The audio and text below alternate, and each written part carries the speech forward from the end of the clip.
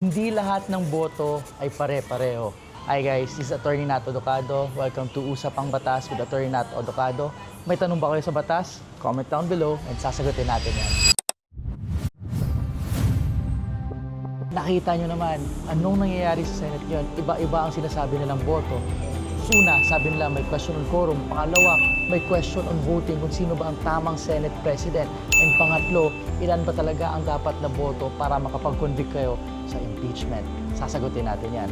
Una guys, just to be clear, under Article 6, Section 16, second paragraph, sabi lang naman nito, kailangan majority of the members to conduct its own business. Ibig sabihin, hindi lahat ay kinoconsider. That's why, kahit 12 lang sila that time, pwede sila mag-elect ng officers nila. At hindi kailangan ang 13. Pangalawa, guys, ito yung crucial. Kasi para makapag-elect ng Senate President or House Speaker, ang sabi ng Constitution natin, kailangan majority of all its members.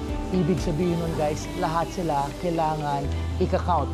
So, that's why nung pumasok si Senator X at naging 13 sila, majority na sila at pwede na silang mag-elect.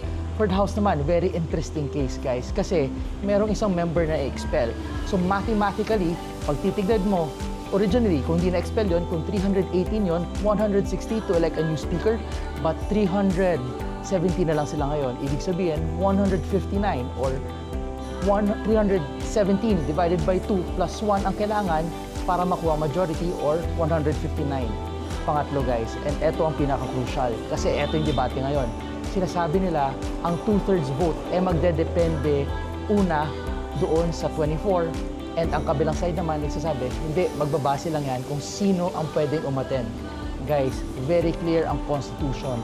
All of its members ang nakalagay doon. Ibig sabihin, the magic number should always be 16 unless ang ibang senador ay nawala sa kanilang pwesto sa Senado. Ibig sabihin, sila ay namatay, nag-resign or na-expel. And habang hindi nangyayari yun guys, 24 pa rin yun. Ano naman tong sinasabi nila na pag suspended ka, unable ka to perform, which is why hindi ka dapat i-count sa number. Guys, ang suspension is a temporary layoff lang sa office mo. Hindi ibig sabihin, you are prevented to conduct your function pag natapos na ang kaso mo. Yan yung diferensya. And that's why we have to take that into consideration. Kasi, very clear ang Constitution, all of its members. And yan lang kasimple ang boto na question when it comes to all those three instances. Sana naklaro to sa inyo and sana may nakuha kayo sa ating segment ngayon. Once again guys, laging tandaan, walang komplikado, basta kayo dokado.